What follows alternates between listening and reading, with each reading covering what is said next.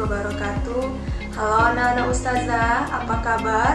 Semoga kita masih diberikan kesehatan oleh Allah sehingga anak-anak ustazah siap untuk menerima pembelajaran yang akan ustazah berikan.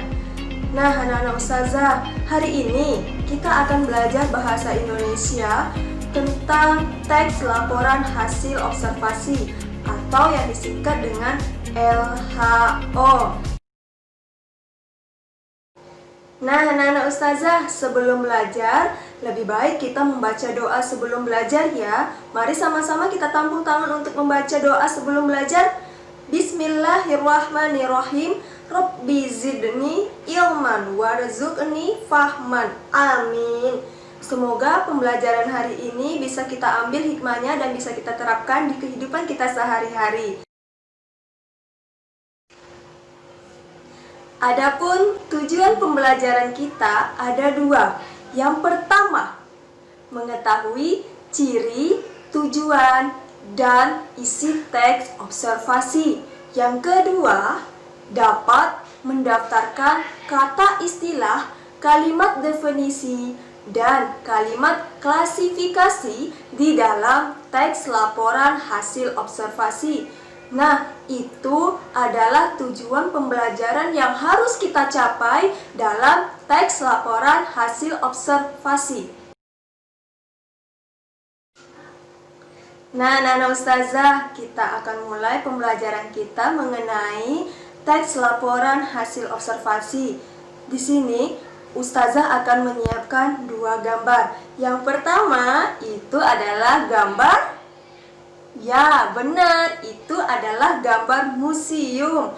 Nah, anak-anak ustazah pasti sering menanyakan tempat apakah museum itu dan apa fungsi dari museum itu. Nah, yang kedua adalah gambar. Ya, benar, itu adalah gambar lebah.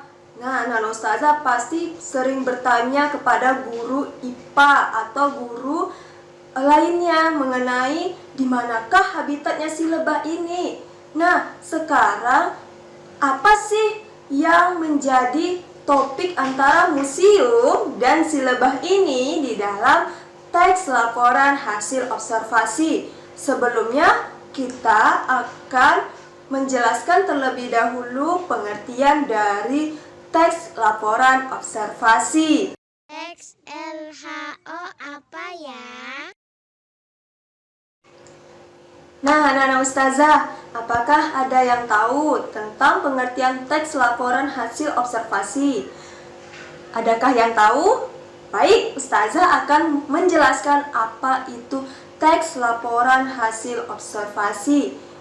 Nah, teks laporan hasil observasi adalah teks yang berfungsi untuk memberikan informasi tentang suatu objek atau situasi setelah diadakan investasi atau penelitian secara sistematis. Bagaimana penjelasan tentang pengertian teks laporan hasil observasi ini?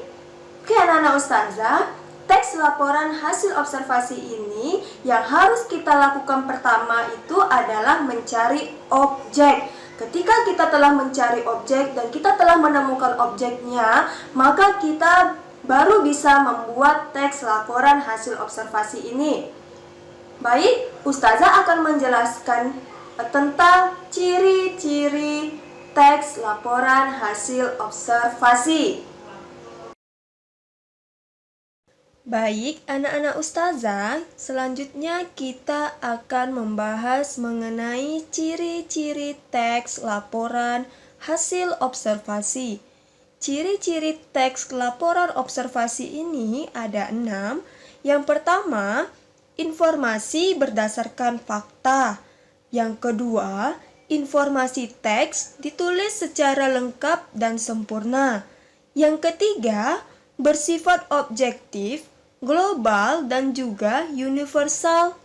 Dan keempat, informasi teks merupakan hasil penelitian terkini yang sudah terbukti kebenarannya. Yang kelima, disajikan secara menarik, jelas, dan juga logis. keenam, tidak mengandung prasangka atau dugaan yang menyimpang. Nah, dari keenam ciri-ciri teks laporan observasi ini semuanya harus kita dapat dan kita lihat dari hasil penelitian kita secara fakta ya. Baik, anak-anak ustazah, kita sekarang akan membahas tentang struktur laporan hasil observasi atau LHO. Nah, dari struktur teks laporan hasil observasi ini terdapat 3 bagian. Yang pertama, pernyataan umum atau klasifikasi. Apa itu pernyataan umum?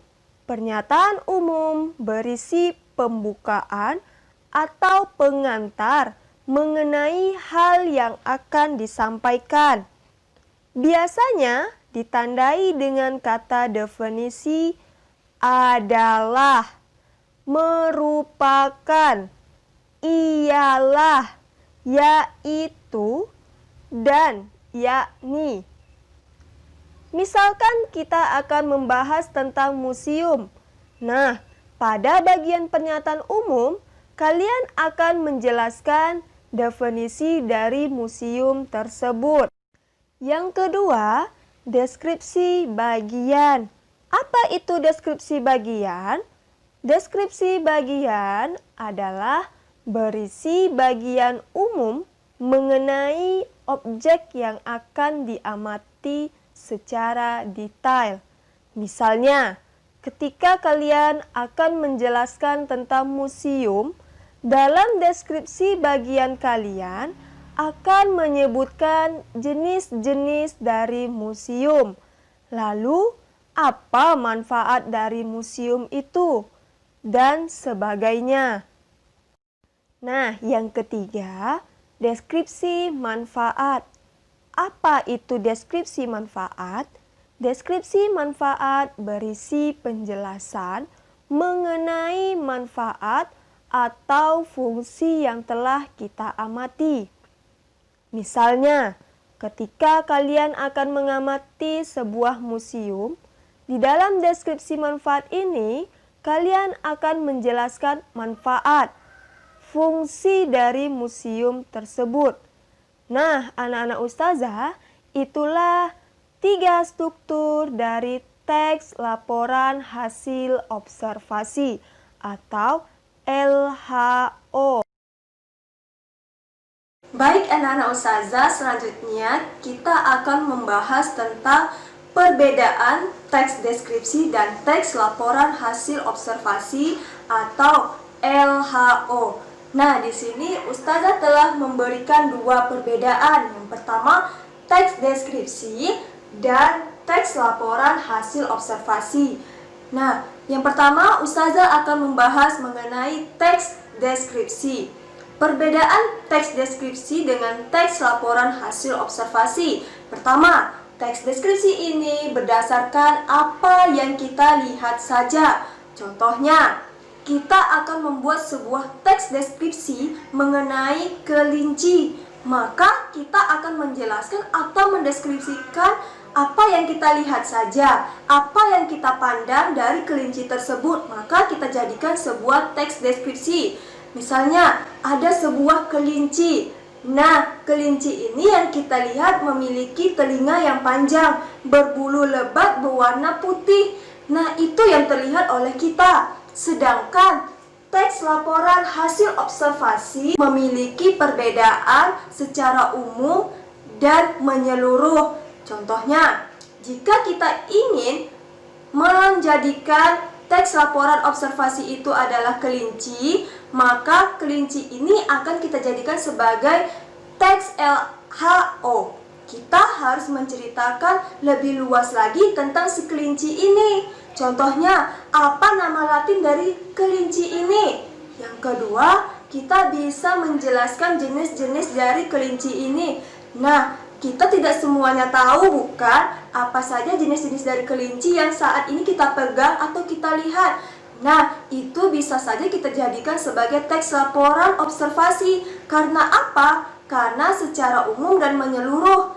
Lalu yang uniknya lagi perbedaan antara teks deskripsi dan teks laporan hasil observasi ini, teks deskripsi dia adalah unik dan individual. Dari mana datangnya unik dan individual? Karena unik disebut unik karena dia bisa kita lihat dan bisa kita pandang dan bisa kita deskripsikan langsung menjadi teks deskripsi. Sedangkan teks laporan observasi ini memiliki global dan universal. Global dan universal. Universal itu adalah meluas. Jadi tidak semua orang akan mengetahui tentang keseluruhan dari kelinci ini. Maka kita harus menjelaskannya. Nah, itu adalah perbedaan dari teks laporan LHO dan teks deskripsi.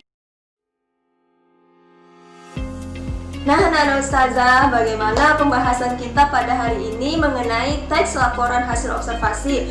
Ustazah yakin anak Ustazah sekarang sudah bisa membedakan antara teks deskripsi dan teks laporan hasil observasi. Ustazah harapkan anak-anak Ustazah bisa menerapkan pembelajaran kita pada kehidupan sehari-hari, khususnya dalam membuat sebuah teks. Nah, untuk pembelajaran hari ini Ustazah cukupkan sampai di sini. Ustazah akhiri. Assalamualaikum warahmatullahi wabarakatuh.